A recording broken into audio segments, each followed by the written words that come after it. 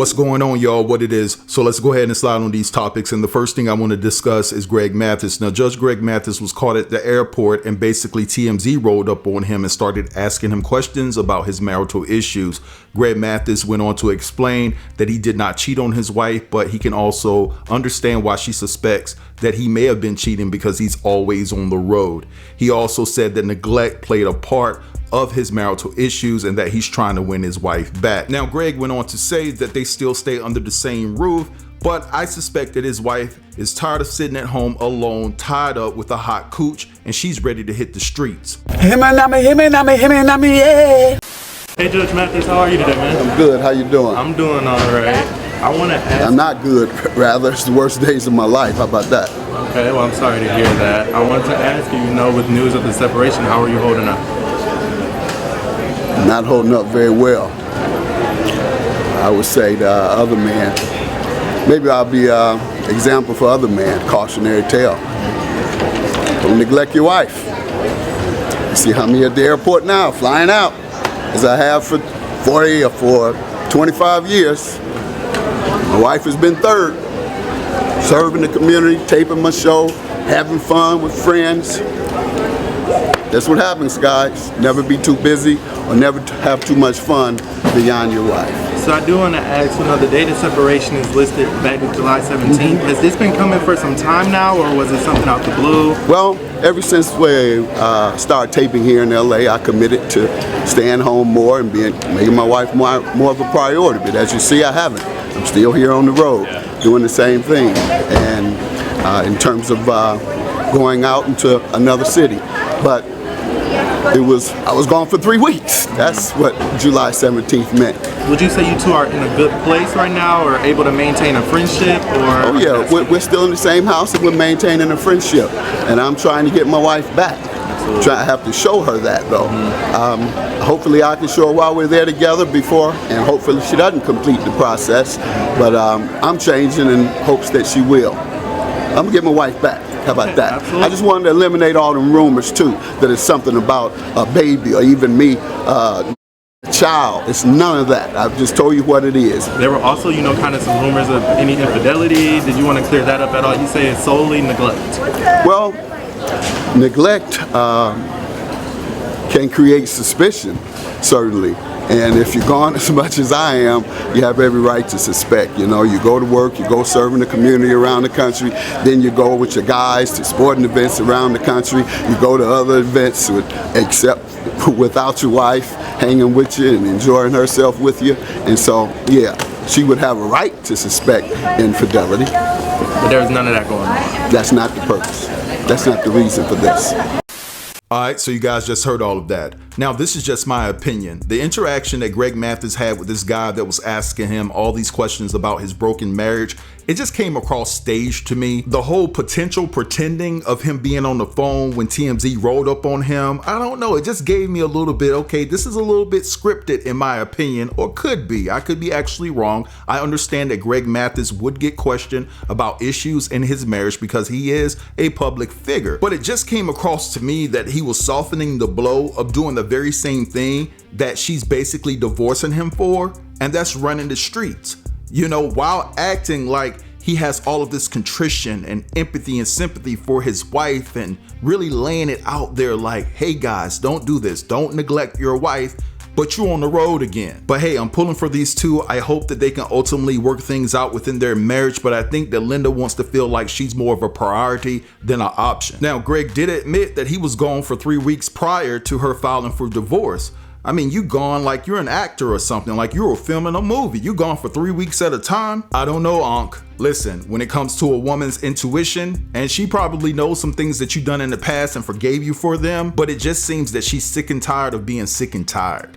But anyway, let's move on to the next story. And it's a very horrific story and very sad, guys. So a Wells Fargo employee by the name of Denise Prudhomme was found passed away in her cubicle and wasn't discovered until 4 days later. Now, this took place in Tempe, Arizona, and the police are saying that there were no preliminary signs of foul play. Now, collectively, Wells Fargo has been on the hot seat for quite some time, but this situation right here has taken them straight to hell. You know, we already know they don't have any moral compass. Look at what they're doing to Wendy Williams. There's so many people all around the world that have stopped banking with Wells Fargo because of their code of ethics. Listen, they are not to be trusted on no level. That is a very finicky bank. And if you bank with them, make sure that you're checking your account on the regular and that what you have in there is what you actually should have in there. Because I'm telling you, money will come up missing. Now, I don't understand how an employee that has passed away in their cubicle was not discovered until 4 days later. That is just baffling to me. I'm flabbergasted to the 10th power, guys. But anyway, I want you guys to check out these clips and then I'll be back. Please take a look at this. Do you see this? Worker dead at Wells Fargo desk for 4 days. This is not some fake story. This is real. Unfortunately, 60-year-old Denise Prudhomme died after clocking in to her job at Wells Fargo, the Tempe, Arizona location. After 7 a.m. on August 16th, she was not discovered for 4 days. This has now become a national news story. And the reason why I had to record this is simply because, listen, we think we have all the time in the world to do all the things that we love and that we always get a second chance and a do-over. And there are times that we will put work ahead of everything else. I understand how we get like that, but seriously, this woman clocked in for work and unfortunately is not leaving the way that she came. This is so sad. So condolences to her family and friends, and rest in peace to Miss Prudhomme. And to the rest of us, please go live your life. Stop leaving dreams deferred. Imagine going to work and dying at your desk, and your coworkers and employer don't know that you're at your desk deceased for 4 days. Let's talk about Denise Prudhomme. So the employee is 60-year-old Denise Prudhomme, and the employer is Wells Fargo. They are saying that Denise last entered that building August 16th, the morning of August 16th. Nobody noticed that that woman was at her desk deceased for 4 days until August 20th at 4:55 when she was pronounced deceased. Now, a spokesperson from Wells Fargo stated that Denise's desk was in an area of the building that was very underpopulated and barely anybody went over there. Then the spokesperson ended their statement with, "We are committed to the safety and wellness of our workforce." I'm going to say it now and I'm going to say it again. These employers don't give a fuck about us. This woman died at her desk, and the only way they knew about that was because her boss emailed her, and when she did not reply, they ended up going to where she was sitting at. And then to add insult to injury, y'all care about the safety and wellness, but you guys did not inform the employees that still work there of what happened. They're finding out through the news and other social media outlets. Might I add, this is Wells Fargo. How did this happen? How was somebody left here overnight for let's wait for the update though. A woman was dead in her cubicle for 4 days until somebody found her. She clocked in on a Friday and wasn't found until Tuesday. Her cubicle was on the 3rd floor and multiple people were complaining about a foul odor, but they just assumed it was plumbing problems. So you're telling me nobody checked in on her after she didn't clock out? The 24-hour security didn't notice that there was a whole person in the building for days? And mind you, this was at a Wells Fargo, a billion-dollar company. It is so depressing to think that this woman gave the last moments of her precious life to a billion-dollar company that will have her replaced within hours. And why didn't her family check in on her either? There's just so many unanswered questions, but this woman gave the last seconds of her life to this company. So please take this as a friendly reminder. You do not know when you are going to pass away, your loved ones. Everything happens within a split second. If you hate your job, quit it. And if you don't have the luxury of quitting your job, then prioritize the people who really matter in your life, the moments that make you truly happy, because you do not want to end up like this lady, having spent the last moments of her life at a job that doesn't even care about her. But my prayers do go out to this woman's family. She was 60 years old, very close to retiring, and I hope that she gets the justice she deserves, because I believe that this was negligent on the part of Wells Fargo. Imagine going to work. Imagine going to work and dying at your... Imagine going to work. Imagine going to work and dying at your job and not being found for 4 days. And of all places, this being a big corporation. This woman went to work, 60 years old. She went to work in Wells Fargo, not at the front of the bank, but on the 3rd floor, like in the cubicles, on a Friday, the 16th, I believe they said it was. And her body was not found until that Tuesday, the 20th. Everybody needs to be fired. Security needs to be fired. Janitors need to be fired. Management needs to be fired. everybody that works around her cubicle needs to be fired. You mean to tell me you didn't smell the body? They didn't start to suspect something until they did smell something on that Tuesday. But 4 days. I just don't even understand how the family didn't make reports, like nothing was looked into. That's a whole other situation. But imagine being dead at your desk for 4 days and no one noticing it. That's how much these jobs give a fuck about you. All right, so you guys just heard all of that. Now, this is just a very weird story. 4 days, 4 days. It took 4 days. I just can't get that out of my mind. 4 days. Now, like I said previously, the police said that there was no suspicion of foul play. But is that the truth? 4 days? Like, what part of the building was she in? Like, I'm pretty sure that there are people within that office building that made contact with that area. And it took you 4 days? Just like the lady said, no janitor, nobody saw that this lady was still at her desk. Nobody from corporate or whatever the case may be contacted to see why she was still on the clock. I'm pretty sure that she had a manager within that building that they contacted and said, hey, Denise is still on the clock. Do you know what's going on? They didn't find her that Monday. Monday is a work day unless it was a holiday, and I doubt it. But you found her that Tuesday when she had clocked in the previous Friday. So you went a whole business day without knowing that Denise was still on the clock. That's crazy to me. Listen, I send my profound condolences to Denise and her entire family. I hope that she has family, because that is kind of weird that a family member wouldn't check on her either. I mean, that's what they say. I don't believe everything that I hear, but at the end of the day, it's all gonna come out. There will be an update. Now let's transition to another sad story. So Fatman Scoop, the ultimate hype man, radio personality, and in my opinion, he's a hip hop legend, had a medical emergency last night on stage while he was performing at a Connecticut concert.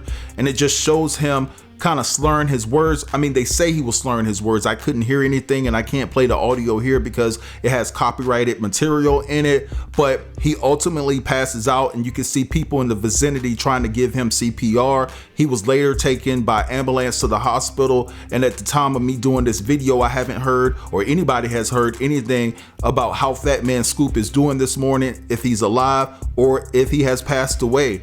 So guys, what I want to do right now is show you some of the video. You better give it up for Fatman Scoop right now. Everybody some noise! Yo! I said, have to make some noise! Yo!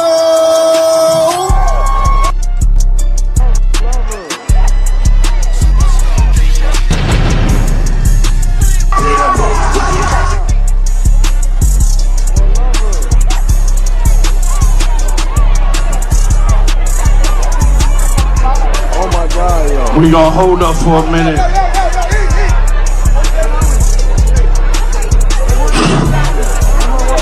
Yeah, hold up. You gotta understand this. Big man, gotta relax. I'm stretching. Big man gotta chill. Big man needs to, they ain't got no fans on this stage. Jesus. They ain't got not in there fan on the stage. Nothing going on the stage.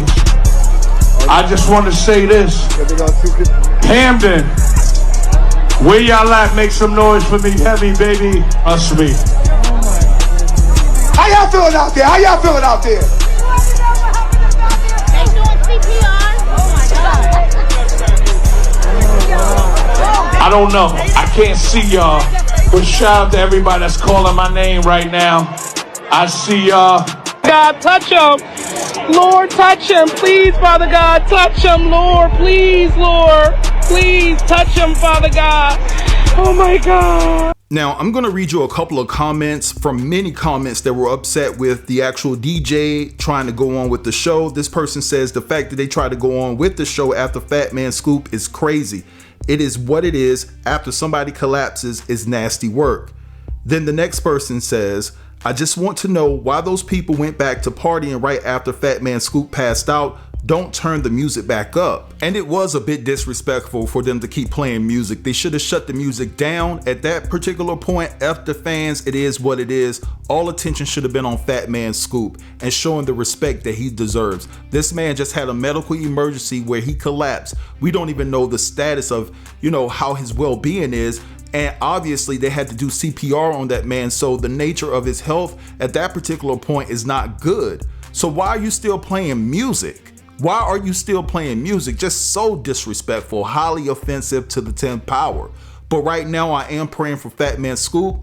I've heard some rumors, but I'm not going to put those rumors out there. There's also the video that shows him collapsing. I do have that video, but I chose to respect him and his family, and I was not going to play it here. If you want to see it, right?